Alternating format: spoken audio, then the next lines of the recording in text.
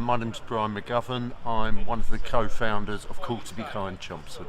What is Call to Be Kind? We're a community organisation that supports rough sleepers throughout Essex. Throughout Essex? Mm-hmm. Well, you must know how many there might be. What, throughout Essex? Yeah. That I would be guessing. Hundreds? Well, throughout Essex, most definitely. And you've got a base in every main town? No, we work with other groups up and down the county and into London that we regularly supply with donations from the public. Is this your worst ever winter? Certainly, we've been going 2.5 years, and this is the harshest we've ever known it, yeah. How do you help people? Well, firstly, we help with the practicals. We ask the members of the public to donate a rucksack with some suggested items such as a sleeping bag, change of clothes, toiletries, etc. And then we literally go out on the streets and we hand those out. But coupled with that, we offer support. We know all the rough sleepers very well and a lot of their problems, and if need be, put them in touch with other groups. But you can't, and you were unable to stop Rob's tragic death. Well, unfortunately, no. We don't provide any shelter. The shelters that are available wouldn't have accepted Rob because he had addiction problems, despite the fact that he was in very poor health. He had cancer. So subsequently, no, there's very little that we could have done. You must be broken-hearted. I think the whole of the community has been shocked and saddened by what we think is a needless death. The problem is that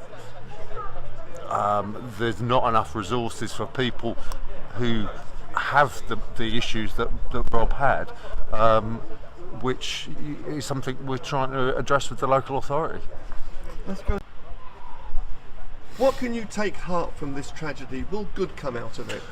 Well, firstly, we want Rob to be remembered. Secondly, it has pulled a lot of the community together. A lot of people have, off their own back, gone out and offered support to people, giving them warm clothes, food, that sort of stuff. And it has highlighted a very important issue, and that, as I said, is the plight of people who fall outside what the council deemed their responsibility. There can't be a shelter that doesn't have rules or regulations, as it were, not accepting and or banning anyone with addiction, drink, drugs, for obvious reasons. Do you think it's time that somebody actually started a drop-in centre, an overnight shelter for people specifically with addiction problems? Yeah, absolutely, there should be. The problem is that with these shelters, or if they're not able to get into a shelter, where do they go? We leave them like rubbish on the side of the street. That's wholly unacceptable in 2018. And some, do you think, and it's a frightening thing for me to say, actually don't want to be within four walls? I've yet to know anybody that has made a lifestyle choice, which has been, certain people have said that is the case. They're not here because they want to be here out in the streets freezing to death. They're here because they have no option. They know that they'll be turned away? Yes. Because they've got an addiction? Yeah, and if they were to stop using drugs or alcohol, that equally is dangerous for them. You can't just say, oh, I'm going to have a bed for the night, therefore I'm no longer taking heroin. So we want somewhere that is, as it were, addict-proof, that they could go into, sparsely furnished as it were, come out, and they wouldn't be in any danger of creating, as it were, a nuisance of themselves. Is that why they're not accepted? Because of past experiences? I can't speak for the people that make those decisions. I would assume that would be the case, and to be honest, some of the people that we deal with can be a bit of a nuisance, but that doesn't mean we just leave them on the streets to rot. So what is the solution? How can we get the addicted into shelters. It needs to be joined up, so there needs to be a holistic approach. So agencies work together. The local authority's housing office works closer with charities like Helping Hands to deal with people's addictions. But people sometimes will self-medicate. If they're sleeping rough and they're sleeping out in this, the only chance of them getting to sleep is probably having a drink or two to get any sleep whatsoever. And quite frankly, who can blame them? And the body temperature goes down, the outside temperature goes down, and I'm afraid it's good night. Yeah. What's been the reaction from Chelmsford Borough Council? They say they tried to help Rob. Well, the only help that was available to my knowledge to Rob was the night shelter. Now, the night shelter wouldn't have admitted Rob because of his addiction problem, so I don't accept that. What about the council saying that they're spending £800,000 to help the homeless?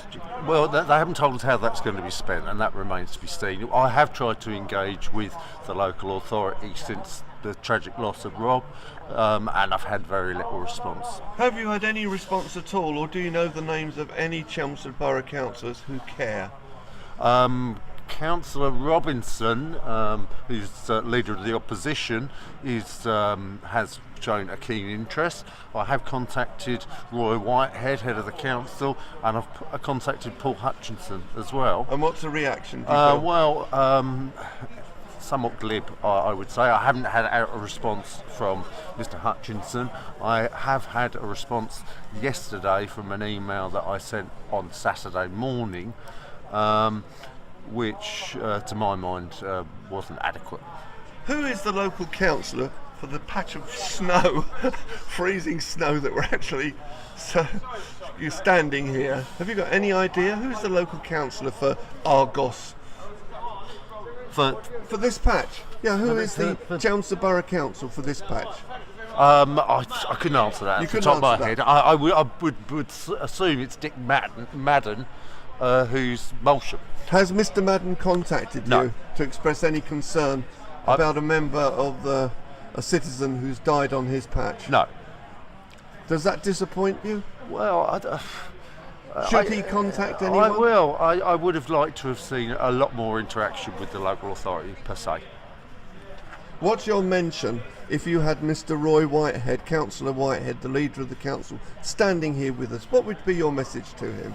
My message to Mr. Whitehead was, please get these people off the streets. Put some money into, not just excluding people because of addictions or because of mental health, but make that all inclusive. Nobody, and as far as I'm concerned, society has failed as a whole if we've got a single person sleeping on the street, irrespective of how ill they are or irrespective of what problems they have. Which is more important, Chelmsford winning Cultural City of the Year UK, or saving poor souls that are sleeping underneath shutters? I think you've answered your own question.